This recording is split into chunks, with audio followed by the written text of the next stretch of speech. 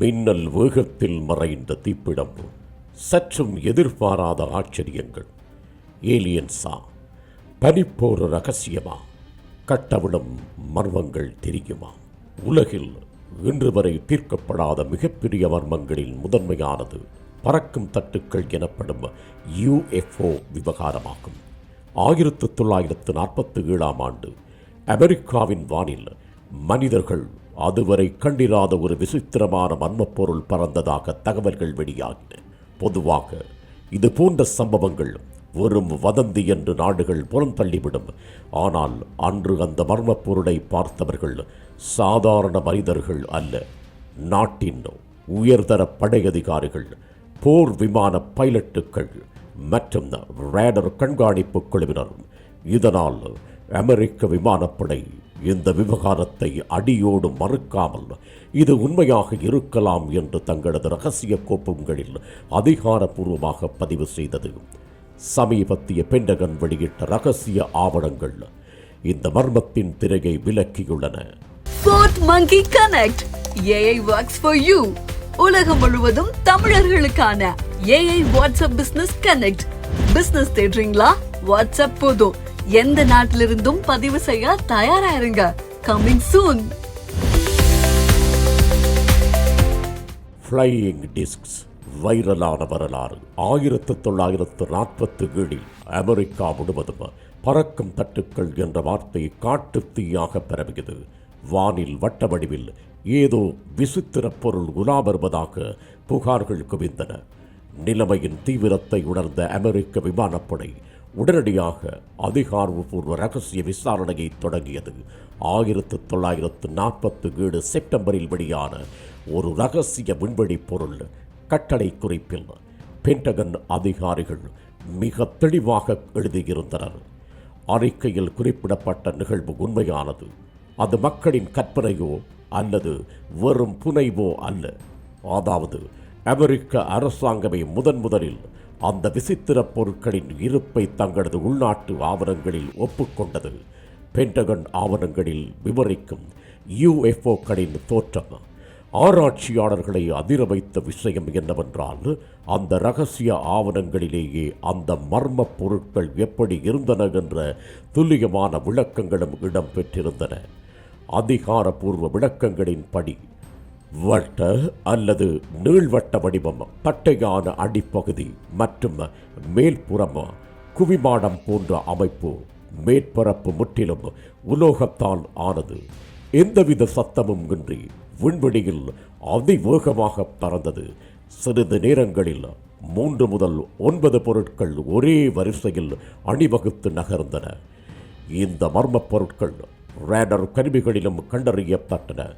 மிக முக்கியமாக அமெரிக்காவின் அதிநவீன போர் விமானங்களின் வேகத்திற்கு ஈடுகொடுத்து அவற்றை தந்திரமாக தவிர்க்கும் அளவுக்கு திசை மாறும் தொழில்நுட்பத்தை கொண்டிருந்தன. ஆவணங்களில் இந்த பொருள் ஏதோ ஒரு சக்தியால் நேரடியாகவோ தானாகவோ அல்லது தொலைவில் இருந்தோ இயக்கப்பட்டு கட்டுப்படுத்தப்படுகின்றன என்று எழுதப்பட்டுள்ளது. இந்த விவகாரத்தை அமெரிக்கா ஏன் தேசிய பாதுகாப்பு அச்சுறுத்தலாக பார்த்தது என்பதற்கு அந்த ஆவணங்களில் 3 முக்கிய காரணங்கள் பட்டியலிடப்பட்டுள்ளன. 1. இரகசிய அமெரிக்க திட்டம். அமெரிக்காவிற்குள்ளேயே ஏதேனும் பாதுகாப்பு பிரிவு தங்களுக்கு தெரியாமல் இவ்வளவு மேம்பட்ட தொழில்நுட்பத்தை இரகசியமாக உருவாக்கி இருக்கலாம். 2. எதிரி நாட்டின் தொழில்நுட்பம் பனிப்போர் உச்சத்தில் இருந்த காலம் என்பதனால் தங்களது எதிரி நாடான சோவியத் ஒன்றியம் தங்களை விட அதிநவீன உளவு விமானத்தை உருவாக்கி இருக்கலாம் என்ற பயம். மனிதர்களுக்கு அப்பாற்பட்ட தொழில்நுட்பம். இது பூமியில் உள்ள மனிதர்களால் உருவாக்கப்பட்டதே அல்ல. விண்வெளியின் வேறு உலகத்தில் இருந்து வந்த ஏலியன்களின் விண்கலமாக இருக்கலாம். அடுத்து ஜெர்மன் பறக்கும் இறக்கை இணைப்பு. 2ஆம் உலகப் போரின் போது ஜெர்மனியின் ஹிட்லர் படையில் இருந்த ஹேடன் சகோதரர்கள் என்ற பொறியியலாளர்கள் உருவாக்கிய பறக்கும் இறக்கை வடிவமைப்பு விமானங்களை அமெரிக்கா தீவிரமாக ஆய்வு செய்தது. இந்த ஜெர்மன் விமானங்களின் வடிவமைப்பு மக்கள் பார்த்ததாக கூறிய UFOக்களின் வடிவத்தோடு ஒத்துப்போனது. வட்ட வடிவ பறக்கும் கருத்தாக்கங்கள், மேம்பட்ட காற்றியக்கவியல் வடிவமைப்பு, ஜெட் உந்துவிசை சாத்தியக்கூறுகள். இதனால் மக்கள் ஜெர்மன் தொழில்நுட்பத்தில் உருவாக்கப்பட்ட இரகசிய அமெரிக்க சோதனை விமானங்களை பார்த்துவிட்டு அதை ஏலியன் விண்கலம் என்று தவறாக புரிந்து கொண்டனரோ என்ற கோணத்திலும் விசாரணைகள் நகர்ந்தன. ஆனால் அனைத்து கேள்விகளுக்கும் விடை கிடைக்கவில்லை. தொடர்ந்து 1948 அமெரிக்காவின் ஒஹாயோ மாகாணத்தில் ஒட்டுமொத்த அரசாங்கத்தையும் உலுக்கிய ஒரு சம்பவம் நடந்தது. அங்கு வானில் பொஸ்பரஸ் போல ஒளிரும் ஒரு மர்மப்பொருள் மணிக்கு பல்லாயிரக்கணக்கான மைல் வேகத்தில் சுமார் 6 முதல் 8 மைல்கள் உயரத்தில் பறந்ததாக நம்பகமான சாட்சிகள் கூறினர்.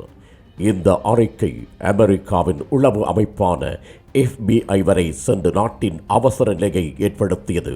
இதன் விளைவாக 1948 அமெரிக்க விமானப்படை அதிகாரப்பூர்வமாக ஒரு இரகசிய விசாரணை திட்டத்தை தொடங்கியது.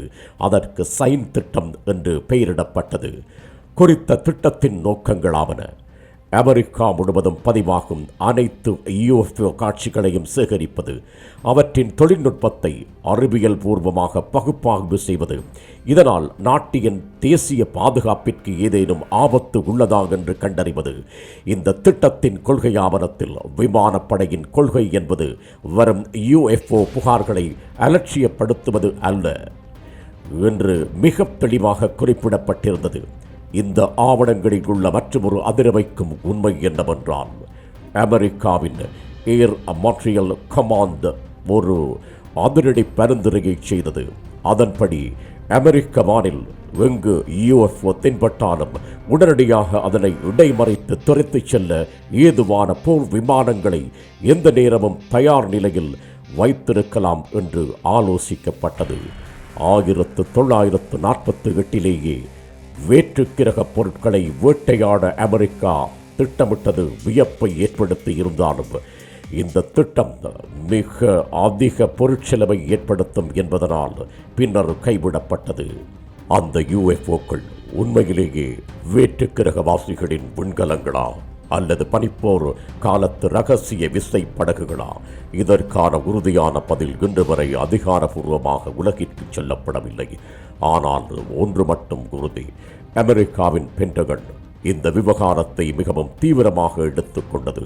அவர்கள் ரேடார் தரவுகளை ஆராய்ந்தார்கள், சாட்சிகளை விசாரித்தார்கள். இறுதியில் இது கற்பனை அல்ல, ஏதோ ஒரு உண்மை இருக்கின்றது என்று தங்களது இரகசிய கோப்புகளில் எழுதினார்கள். 1947 அமெரிக்கா இந்த அளவுக்கு இரகசிய விசாரணைகளை நடத்தி இருக்கின்றது என்றால் அவர்கள் கண்டறிந்த அனைத்து உண்மைகளையும் உலக மக்களுக்கு தெரிவித்து விட்டார்களா, அல்லது மனித குலத்திற்கு தெரியாத இன்னும் பல பிரபஞ்ச ரகசியங்களை பென்டகனின் இருட்டு அறைகளில் பூட்டி வைக்கப்பட்டுள்ளதா? விடை காலத்தின் கைகளில் மட்டுமே. இது போன்ற பல செய்திகளை தெரிந்து கொள்ள நம்முடைய சமூக மீடியா யூடியூப் சேனலை சப்ஸ்கிரைப் செய்து அருகிலுள்ள பெல் பட்டனை கிளிக் செய்யுங்கள். மேலும் செய்திகளை உடனுக்குடன் தெரிந்து கொள்ள சமூகமீடியா.com என்ற இணையதளத்தின் வாயிலாக எங்களுடன் இணைந்திருங்கள்.